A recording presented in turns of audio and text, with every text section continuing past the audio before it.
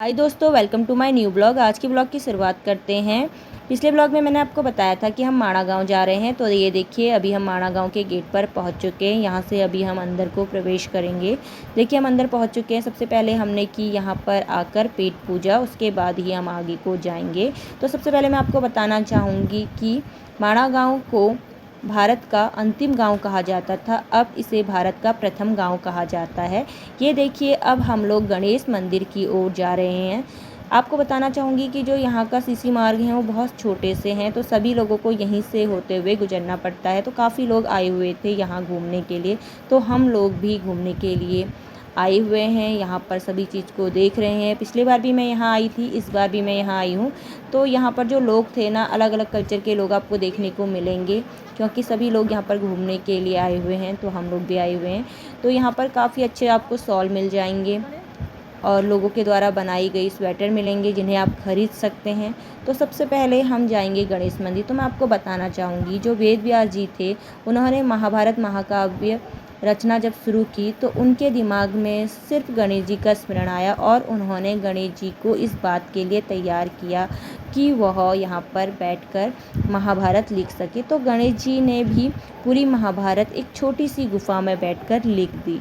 तो उसी गुफा की ओर मैं आपको ले जा रही हूँ। सबसे पहले हम मंदिर जाएंगे। मंदिर के अंदर ही वो छोटी सी गुफा है जहाँ पर बैठकर गणेश जी ने महाभारत लिखी थी।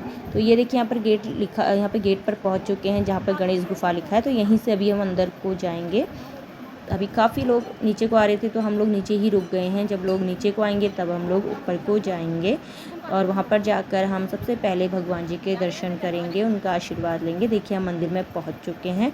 तो सबसे पहले हमने भगवान जी के दर्शन किए। यहाँ पर वीडियो और फ़ोटो लेना अलाउ नहीं था, तो मैंने बाहर से ही वीडियो बनाई हुई है। और इसके बाद हम लोग यहाँ पर जो छोटी सी गुफा है जहाँ पर बैठकर गणेश जी ने महाभारत लिखी थी, हम वहीं जा रहे हैं। ये देखिए, ये वही गुफा है जहाँ पर गणेश जी बैठकर महाभारत लिखे थे। तो हम वहीं पहुँच चुके हैं। अब यहाँ से हम बाहर जाएंगे। बाहर जाने के बाद हमने जाना था व्यास गुफा। तो व्यास गुफा के बारे में भी मैं आपको भी बताऊंगी। जो व्यास गुफा है, वहाँ पर जो वेद व्यास जी थे, उन्होंने कई पुराणों की रचना की। और व्यास गुफा के जो अगर आप बाहर से देखेंगे ना, तो मानो ऐसा लगेगा कि कई ग्रंथ एक दूसरे के ऊपर रखे हुए हो, और उसे व्यास पोथी भी कहा जाता है। तो अभी देखिए, हम वहीं जा रहे हैं। काफ़ी अच्छा लग रहा था यहाँ आकर, क्योंकि मेरा तो यहाँ आने का जो सपना था वो दोबारा साकार हुआ है। मैंने सोचा नहीं था कभी आऊँगी। मैंने आपको पिछले ब्लॉग में बताया था, अचानक से ही प्रोग्राम बना था और अचानक से ही हम लोग यहाँ आए। तो ऐसे सौभाग्य बार बार नहीं मिलते हैं, कभी कभार ही मिलते हैं, जो मुझे मिला। और मैं यहाँ आके इतना खुश हुई ना, मुझे पहले बार की चीज़ें भी याद आ रही थी कि मैं दीदी और दीदी की दोस्त के साथ यहाँ आई थी। और दीदी थी पूनम दीदी, उन्होंने हमें यहाँ पूरा घुमाया था। तो काफ़ी अच्छा लग रहा था। और यहाँ पे देखिए, हमारे भारत का झंडा भी यहाँ पर लगाया गया है। और देखिए, यहाँ पर आते आते ना हम काफ़ी थक गए थे, हमारी सांस फूल रही थी जितने ऊपर आ रहे थे। और मुझे आपको बताना भी था, तो मैं आपको बताते हुए आगे को बढ़ रही हूँ। ये देखिए, हम व्यास गुफा पहुँचने वाले हैं। और जो आपको पत्थर टाइप के दिख रहे हैं ना, वैसे लगते हैं मानो एक ग्रंथ एक दूसरे के ऊपर रखे हो।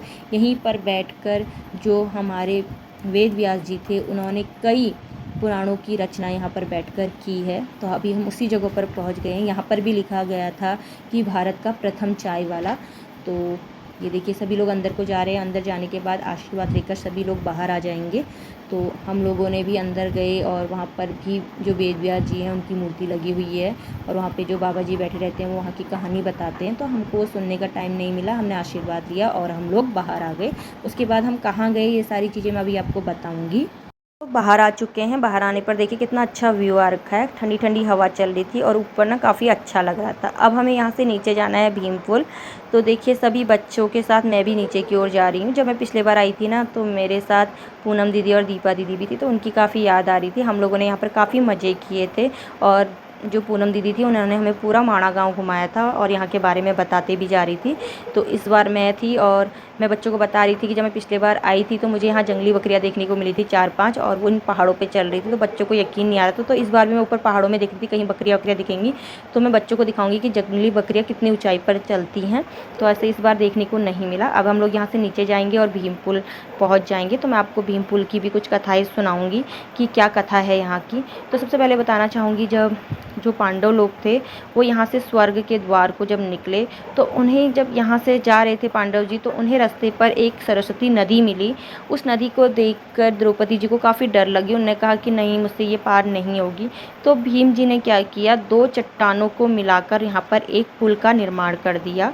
तो उसी को पार करते हुए फिर वो लोग आगे को बढ़े। तो यहाँ पर एक देखिए साधु जी बैठे हुए हैं और ये ऐसे ही यहाँ पर बैठकर साधना करते। पिछले ब्लॉग में भी किसी ने इनके बारे में बताया था। और यहीं पर सामने सरस्वती नदी है, यहाँ पर जाकर आप सरस्वती जी का आशीर्वाद ले सकते हैं। यहाँ पर काफ़ी ठंडा पानी आता है, इतना ठंडा पानी है ना कि आप सोचेंगे कि फ्रिज से निकाला हुआ पानी है। मैंने तो इसमें हाथ भी धोया था और मेरा हाथ जो था ना काफ़ी देर तक झनझन झनझन करने लगा था।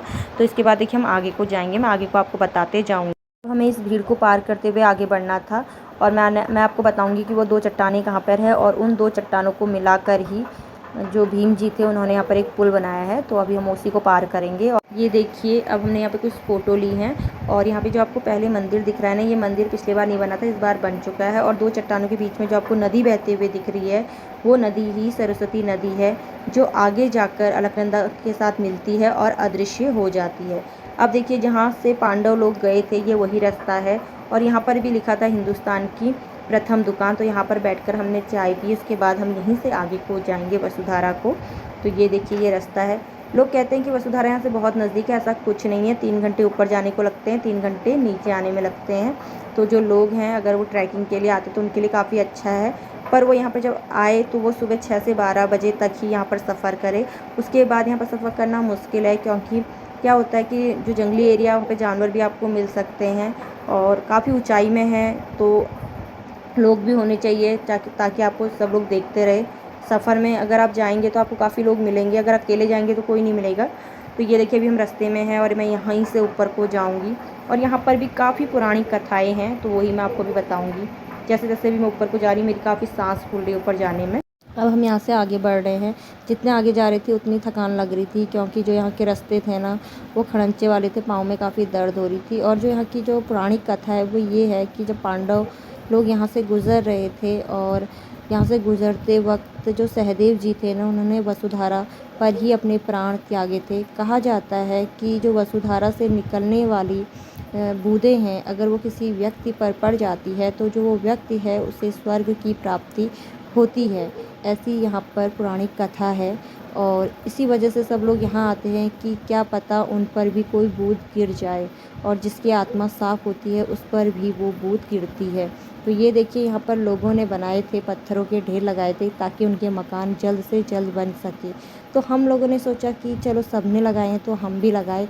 क्या ये सच है ये नहीं हमें पता। तो ये देखिए दीदी ने अपना मकान बना दिया था, तो उसके बाद मैंने भी पत्थरों के ढेर से अपना मकान बना दिया था कि कभी फ्यूचर में हमारा मकान बने तो वो कैसे बने, उसके लिए एक मन्नत यहाँ पर मांगी थी। अब पता नहीं कि ये सच बात है कि झूठी बात है, ऐसा हमें कुछ नहीं पता। लोग कर रहे थे तो उनको देखा देखी में हमने भी किया। तो जो यहाँ पर लोग थे ना वो भेड़ बकरियों को चराने आए थे। तो देखिए कितने अच्छे लग रहे थे, इतने सारे भीड़ थे ना मैं आपको बता नहीं सकती हूँ।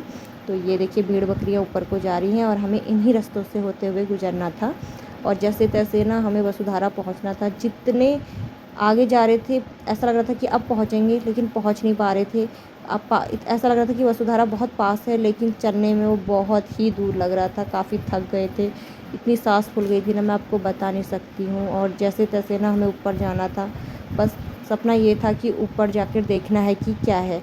ये देखिए हम वसुधारा पहुँच चुके हैं। वसुधारा पहुँचने पर सबसे पहले मैंने सोचा कि काश यहाँ पे जो मान्यता है कि अगर जिस इंसान पर बूंद गिरती है उसे स्वर्ग लोक की प्राप्ति होती है।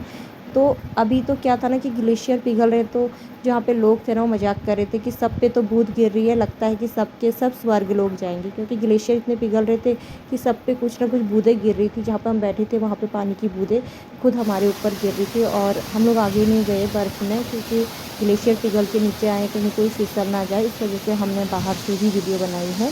और आपको मेरी ये वीडियो कैसी लगी लाइक एंड कमेंट ज़रूर करना। मुझे तो यहाँ आकर काफ़ी अच्छा लगा। आपको कैसा लगा? आप भी जब यहाँ आएंगे तो ज़रूर बताना। धन्यवाद।